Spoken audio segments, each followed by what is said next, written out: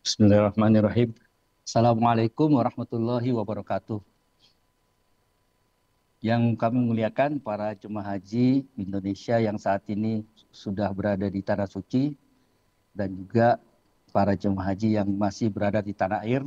Semoga pada hari ini kita mendapatkan nikmat kesehatan dan juga nikmat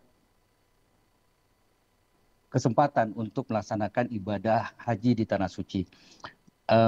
Para jemaah haji yang kami muliakan, hari ini semakin dekat kita menuju ke puncak ibadah haji. Jemaah haji Indonesia bersama kurang lebih 2 juta umat muslim yang datang dari berbagai penjuru dunia akan hadir di Mekah untuk melaksanakan puncak ibadah haji yang akan berlangsung di Arafah, Musdalifah, dan Mina.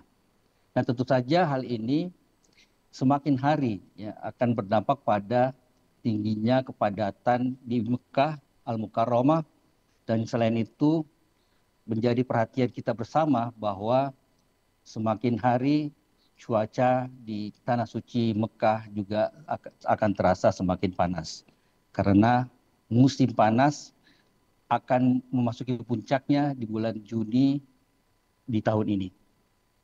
Para jemaah haji yang berbahagia, yang dimuliakan oleh Allah Subhanahu wa Ta'ala, hal tersebut tentu saja bisa berpotensi menimbulkan dampak terhadap masalah kesehatan para jemaah haji. Oleh karena itu, pemerintah, baik Kementerian Agama, Kementerian Kesehatan, dan seluruh pihak terkait telah berupaya untuk memberikan pelayanan terbaik ketika jemaah haji telah berada di Tanah Suci nanti.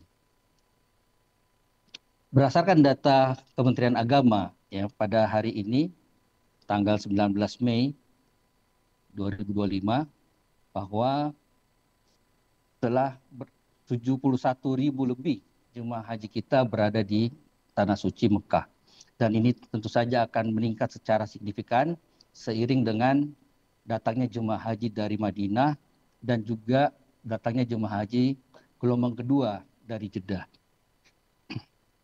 Nah, hal ini tentu saja akan berdampak pada tingkat kepadatan di area di mana terjadi kumpulan massa seperti di kawasan Masjidil Haram, terutama di area tawaf, sa'i, dan terminal-terminal bus.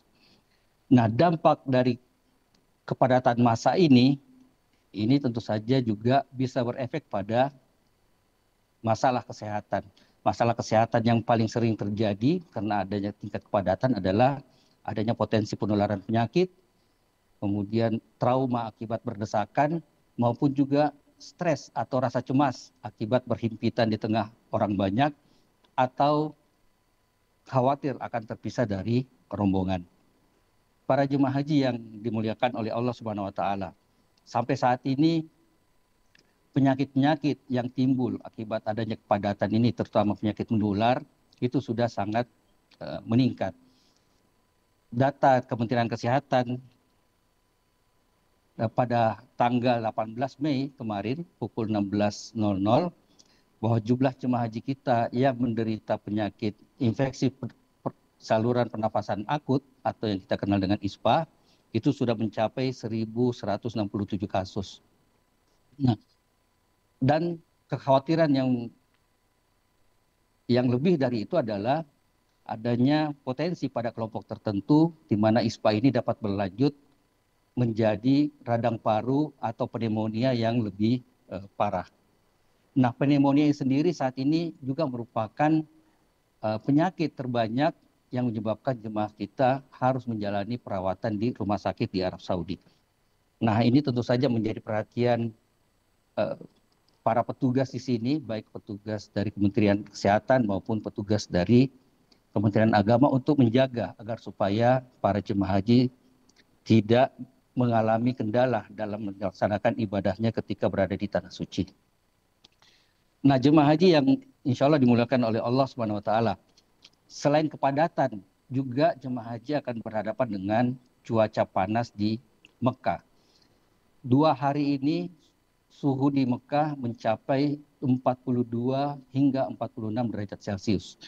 Nah, suhu aktual ini akan terasa lebih panas, di mana tingkat kelembaban udara di Tanah Suci juga sangat rendah, yaitu kurang dari 30%. Nah, cuaca panas ini akan kemudian juga berdampak langsung kepada kesehatan jemaah haji, di antaranya adalah kelelahan maupun juga dehidrasi. Dehidrasi dan kelelahan, dehidrasi atau kekurangan cairan dan juga kelelahan, ini merupakan 2 faktor utama yang dapat memicu terjadinya kejadian akut dari penyakit-penyakit kronis. Misalnya pada penderita hipertensi akan terjadi peningkatan tekanan darah yang signifikan, pada penderita diabetes juga akan terjadi peningkatan gula darah secara signifikan, semuanya dipicu akibat oleh dehidrasi maupun kelelahan. Nah, data kejadian terkait dengan penyakit yang dipicu oleh dehidrasi dan kelelahan ini, ya seperti hipertensi, ini juga sudah meningkat. Ya. Di mana hipertensi dan diabetes merupakan penyakit kedua dan ketiga terbanyak setelah infeksi saluran pernafasan atas akut yang terjadi di kloter. Nah, jemaah haji yang dimuliakan oleh Allah Subhanahu wa taala, perlu juga kami sampaikan bahwa pada hari ini ya, pertanggal 18 Mei 2025 pukul 16 kemarin, data Kementerian Kesehatan mencatat bahwa kunjungan di kloter untuk pengobatan untuk pelayanan kesehatan itu sudah mencapai angka 25.189 kasus. Dengan kasus terbanyak adalah infeksi saluran pernafasan akut, hipertensi dan diabetes. Nah, begitu juga rawat inap di Klinik Kesehatan Haji Indonesia yang berada di Tanah Suci, sudah terbanyak 93 jemaah yang dirawat, dengan 3 kasus terbanyak adalah diabetes, pneumonia atau radang paru, dan juga penyakit paru kronis. Sedangkan jemaah kita yang saat ini dirawat inap di Rumah Sakit Arab Saudi, totalnya sebanyak 270 jemaah dengan 3 kasus terbanyak, yaitu radang paru atau pneumonia, penyakit paru obstruktif kronis atau penyakit paru kronis, dan penyakit jantung koroner.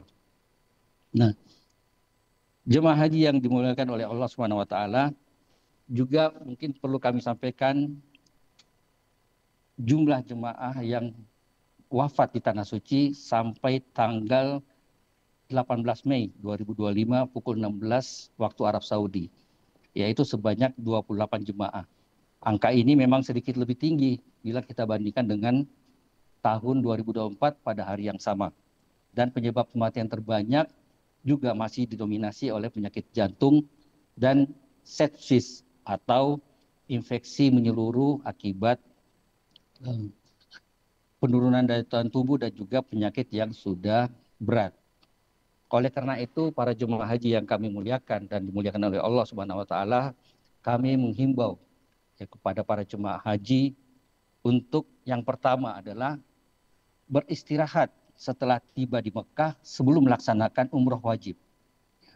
Kemudian menghindari aktivitas di luar hotel, termasuk umroh pada waktu terik, yaitu di antara pukul 10 pagi sampai pukul 16 waktu Arab Saudi.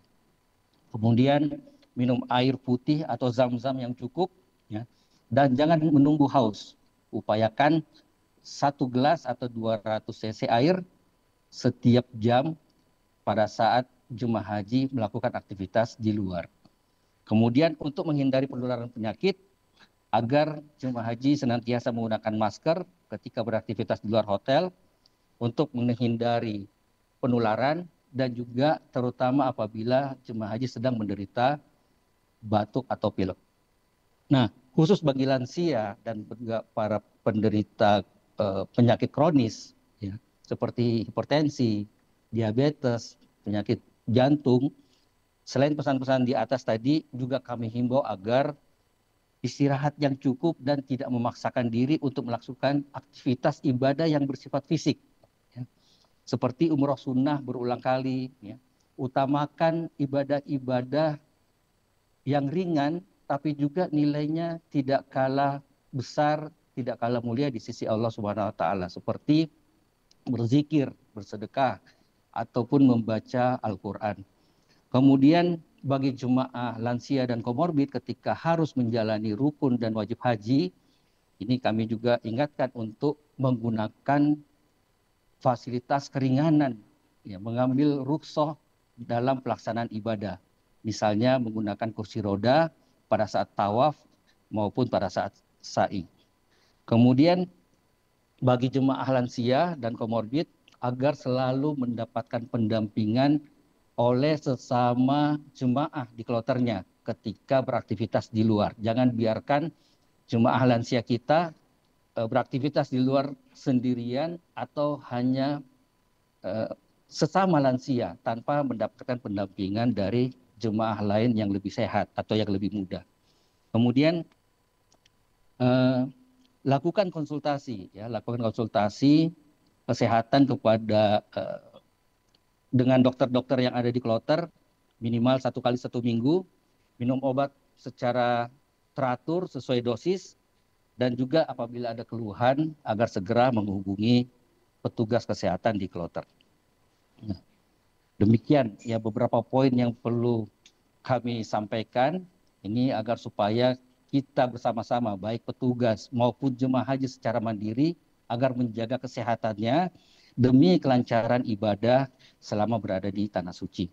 Semoga Allah Subhanahu wa taala memberikan kesehatan dan melindungi jemaah haji sehingga dapat menunaikan seluruh rangkaian ibadah haji dan juga kembali ke kampung halaman dengan kondisi yang sehat dan membawa kemakburan hajinya bagi diri, bangsa dan negara.